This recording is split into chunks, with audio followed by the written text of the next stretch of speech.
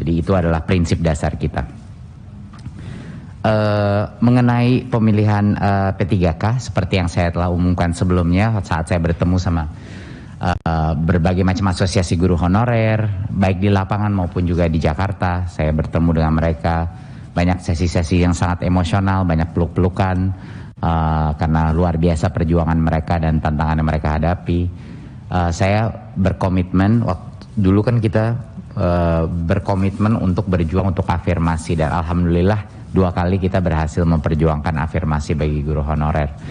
Kami tentunya akan memperjuangkan bahwa guru-guru yang lolos seleksi tetapi mereka tidak dapat formasi, itu kita akan upayakan sebaik mungkin dan perjuangkan untuk bisa memastikan bahwa formasi mereka untuk tahun depan, ini kan rondenya formasi tiap tahun, itu sudah sangat jelas gitu. Jadi waktu pertanyaan kapan, ya tahun depan. Selalu formasi itu hanya sekali setahun didapatkan. Kita nggak hanya mendapatkan sekitar 50% dari target kita untuk formasi, ya sisanya 50%-nya kami harap akan bisa dicapai tahun depan. Tapi tentunya tantangannya bukan ada di kami Bapak Ibu, tantangannya ada di kepala daerah ya. Pagu dari DAU itu sudah dipagu untuk gaji guru P3K. Jadi tidak boleh digunakan untuk hal lain.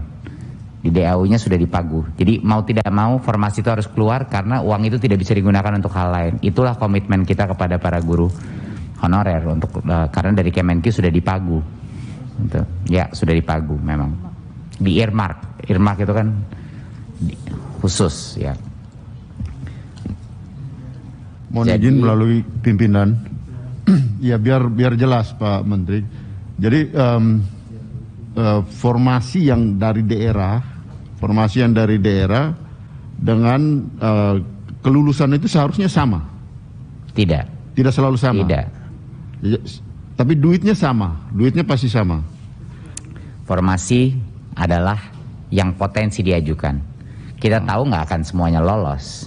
Jadi paling tidak kita melihat dari angka kelolosan sekarang, ya. Kalau itu saja sudah mencukupi, misalnya 40%, ya kan, dari yang kita lihat kemarin itu 40-50% ya, yang lolos seleksi. Belum lagi yang nggak dapat formasi, tapi pokoknya ujung-ujungnya akan selalu angka itu jauh lebih besar dari uang yang dibutuhkan, karena kan mereka harus lolos dulu passing grade dan mendapatkan formasi. Nah, uang itu tapi total cukupnya itu sudah dipagu di dalam DAU tahun ini, gitu. Izin Pak Ketua memperjelas. Tidak perlu untuk semuanya, untuk menambahkan 100% formasi itu tidak perlu anggarannya untuk full formasinya, karena nggak semuanya lolos passing grade. Tapi kami akan datang ke setiap kepala daerah. Izin Pak Ketua, Pak Menteri. Berarti DAU itu nanti biasanya DAU kan gelundungan begitu saja ya. Berarti nanti di dalam penjelasan penggunaan DAU, karena kita sepertinya perlu mendalami Kemenq-nya, Pak. Itu kemudian DAU itu gelundungan atau kemudian gelundungan plus ada kalimat untuk P3K sejumlah sekian begitu? Betul, Bu. Oh. Izin pimpinan, Mas Menteri bisa nggak kemudian setelah ini jelas ada semacam surat edaran memberitahuan kepada daerah bahwa di dalam DAU itu memang ada haknya guru P3K itu. Sudah. Sesuai dengan yang lolos aja kan begitu kira-kira. Sudah. Itu saja Pak Menteri. Ini akan kami berita ini sangat ditunggu-tunggu oleh nanti mungkin daerah karena memang sudah mereka sekarang ini menganggapnya menjadi beban mereka gitu. Betul, suratnya kami sudah kirim ke Pak Huda, jadi bisa disirkulasi. Ya. Sudah di Pak Azam di WA grup anggota itu bisa dibaca. Ya. Mohon izin, jadi untuk mereka yang lulus tapi belum dapat formasi harus tunggu formasi. Harus tunggu tahun depan. Iya.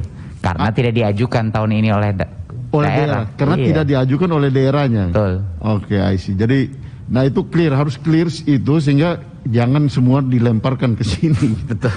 Itu poin. Kita ingin semuanya kan formasi keluar poin. Biar berapapun persen yang lulus langsung dapat formasinya. Kalau formasinya kemarin 100%, semua yang lolos passing grade pasti dapat formasi gitu. Jadi itu sebenarnya alasannya. Untuk tahun depan formasinya sekarang sudah muncul atau masih menunggu dari kabupaten kota? Lagi diselesaikan ini dan provinsi baru diselesaikan. Artinya masih ada ruang untuk pengajuan dari kabupaten ini kita kota, terus provinsi. dorong. Jadi tolong semua Komisi 10 tolong bantu di sini. Baik. Ya, ini yang paling krusial, ini tolong dibantu. Yang ini kan perlu tegas karena kita kan ada di media nih hari ini. Kita streaming, ya kan, ini didengar oleh orang banyak. Maka apakah pada tahun depan mekanismenya akan sama diusulkan oleh kabupaten kota seperti mekanisme lalu dengan sistem yang sama, atau Kemendikbud sendiri? Kalau kemarin kan ada banyak kementerian terkait nih, atau ini hanya perintah dari Kemendikbud sendiri kepada kabupaten, kota, dan provinsi? Nggak, Bu, seluruh proses selalu ada Panselnas. Kita bagian dari Panselnas. Nah, berarti masih seperti dulu kan? Tapi kan tahun ini kita harus formasi untuk tahun depan harus lagi dicari tahun ini, ya kan? Nah, makanya ini sekarang lagi dalam prosesnya. Iya, kita lagi ngedorong, tolong, ayo isi formasi. Toh yang lolos cuma berapa persen, jadi mungkin yang penting itu jangan mikirin formasi gitu. Formasi dipolin saja, nanti yang lulus langsung masuk gitu. Jadi itu sebenarnya yang mau kita. Cuman kan itu keinginan kita. Betul. Tapi teman-teman kabupaten kota selalu takut pada konsekuensi ketika semua orang ini ternyata lulus, bebannya APBD-nya menjadi berat. Tapi kan itu tidak mungkin karena kita sudah melihat datanya, tidak mungkin karena sekarang udah ada bukti berapa persen yang akan lewat. Ya Bu, nanti bisa kita diskusikan lagi, tapi prinsip dasarnya tolong Bapak Ibu bantu keluarkan formasinya. Ya. Sebelum yang lain Mas, aku nambahin ya Mas Menteri. Saya merasa memang Mas Menteri perlu menyampaikan kepada Pak Mendagri. Jadi karena teman-teman Pemda, kabupaten kota tuh ngerasa tuanya kan Kemendagri. Nah, Kemendagri memberikan surat edaran yang bunyinya berbeda dengan Kemenq. Di dalam surat edaran Kemendagri selalu menyampaikan bahwa sepenuhnya ini menjadi beban APBD. Itu yang terus di-state oleh Kemendagri. Itu satu. Yang kedua, teman-teman Kemenpan RB juga membuat second opini kebijakan yang berbeda, Mas Menteri. Ada salah satu kasus kabupaten yang mengajukan formasi maksimal tahun 2021 ini dikembalikan lagi oleh Kemenpan RB dengan catatan tolong dirasionalisasi sesuai dengan kemampuan APBD. Gitu.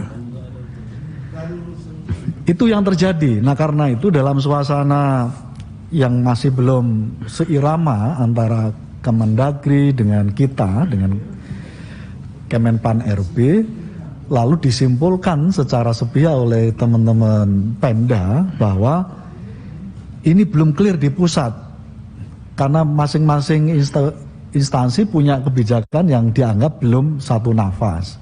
Itulah yang lalu kenapa kuota tahun 2021 tidak maksimal, karena dirasa masih ada perbedaan kebijakan, tidak ada harmonisasi di level ini. Kemendagri punya bikin surat edaran yang berbeda, Kemenpan RB meminta melakukan rasionalisasi sesuai dengan kemampuan APBD dan seterusnya.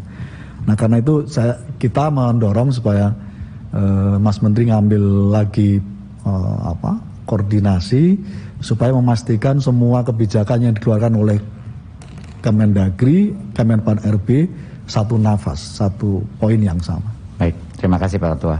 Akan kita laksanakan. Iya, terima kasih. Dari tadi beberapa komen mengenai